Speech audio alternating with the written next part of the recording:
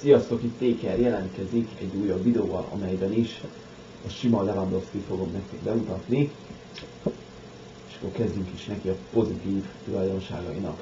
Ugye az első az a labdavezetés, hihetetlenül jól tudja vezetni a labdát.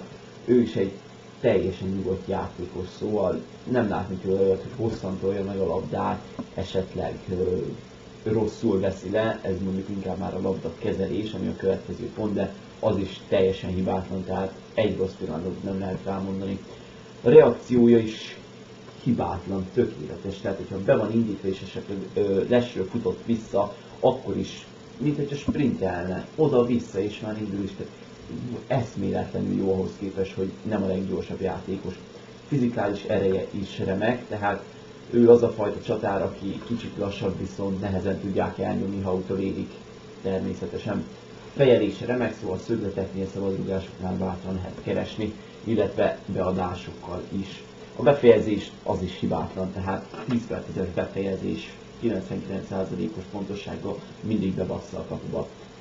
4 csillagos a gyengébbik lába, én teljesen meg vagyok vele elégedve, néha, hogy úgy hozza a helyzet, úgy ugratom ki arra a szélről, éppen tudja használni, jobb, mint hogyha külsővel rúgnám a jobbik lábával persze. 4 csillagos a cseltudása, annyira nem szoktam vele cselezgetni, mivel elég nagy darab játékos, így max bövő, testcsel, ilyeneket szoktam, de aki tud és szeret cselezni, az biztos ki tudja használni. És akkor jönnek a negatív tulajdonságok, például a sebesség, gyorsulás, elég lassú játékos, szóval egy ilyen gyorsabb védő, vagy ilyen közepes gyorságú védő, mint például a Bundesligában maradunk, akkor például Boateng simán utolér, vagy esetleg egy Benatia, kb. Egy ilyen Hummels gyorságával ér fel, főleg, hogyha persze labdával fut. Ugye rettentő szarul passzol hosszan, tehát az ilyen indítások esetleg a jobb szélső, bal szélsőnek, vagy a csatártársának eszméletlen szarul tud.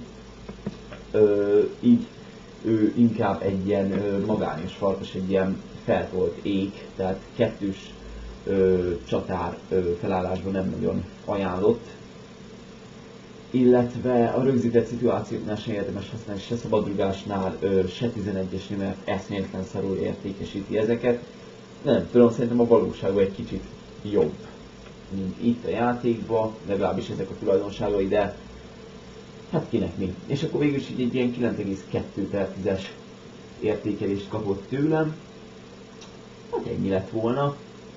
Videó alatt még mindig várom a visszajelzéseket, illetve hogy ki legyen a következő, akit bemutassak. Köszönöm a figyelmet, Téker voltam, sziasztok!